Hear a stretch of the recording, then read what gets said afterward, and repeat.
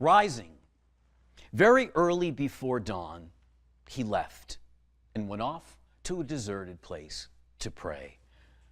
Rising, very early before dawn. It's obvious to me that Jesus liked getting up early in the morning, unlike me. About a month ago, I was in a store, in a shopping mall.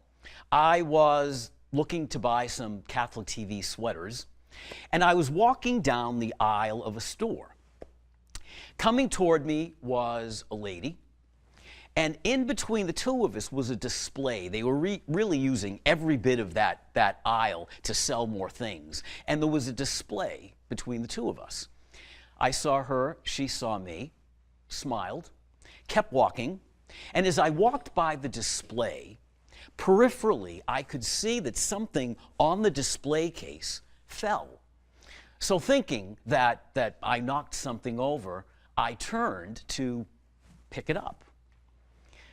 She, walking on the other side of me, obviously was aware of and thought the same thing. She thought that she brushed into something and that she knocked it off the display case. And at the precise moment that I turned and bent to pick it up, so did she. We smiled again. I looked at her and I said, I really don't know whose fault this is, but it probably really doesn't matter. We both picked it up, put it back, smiled, and went on our way. We deferred to one another. And in that deferral, one to the other, peace was achieved. No one accused anyone else of doing anything. No one got angry at anyone else, because we deferred to one another. The readings this day really is about the Lord, through the power of His Word, putting us somewhere so that deferral can happen all the time. In a very real way, that first reading from the letter to the Hebrews, without reducing this important homiletic invitation to mere theological catechesis, let me dare say that if we were going to whittle down that whole reading, and I'm looking at it here, it's a couple of paragraphs, to just a couple of lines, what the author of Hebrew is saying to us this morning, at this moment in our lives, is reminding us that Jesus became like us so that we could be like Him. He became like us so that we could keep our eye on Him and in some way, through the power of His grace in our own lives, help us do every day, in small ways sometimes, and in large ways at other times, what He would do in that instance. So what are some of the things that He did, that He does? Well, Mark very clearly in this story of Peter's mother-in-law tells us something very important. I don't know about you, but when I was younger and I heard this gospel story, I always pictured Peter's mother-in-law being an older lady. And I always pictured Jesus and the disciples being younger people, probably in their 20s or 30s. So Jesus comes and prays over her, touches her, and cures her.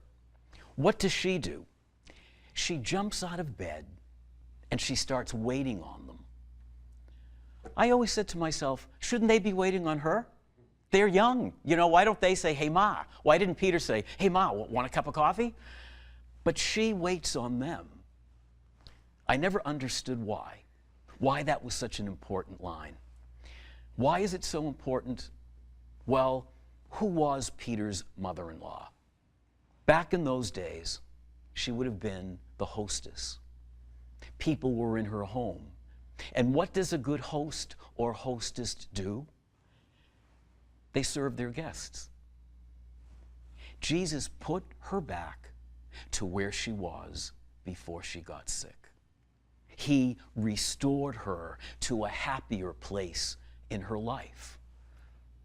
My friends, that's what Jesus tries to do for us every single day.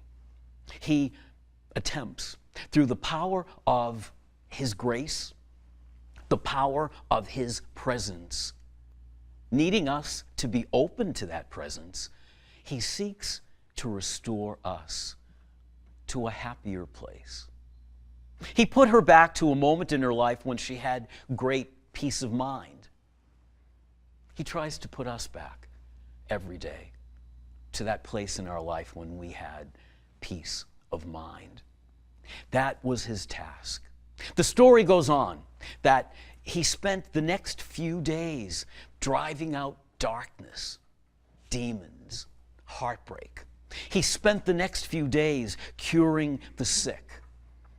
And then, when the story continues, we're told, and this is so important for us at this moment, we're told how he did it. How did he do it? Well, he got up early in the morning. He went off by himself and he prayed. There's the power, my friends. There's the ability to be like Jesus, to spend time alone in prayer, to spend time reflecting on the power of his word, the power of his presence in our lives. Then and only then do we allow him the time that he needs to restore us so that we in turn can help restore one another. That's what being Christian is about. That's what being like Jesus is about. We listen to his word.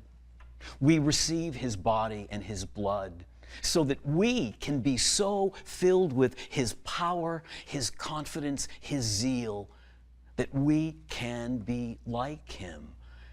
He asks us every day in some way to defer in love to him. He became like us so that we can be like him. When we defer moments of our day to him every day, we let that happen.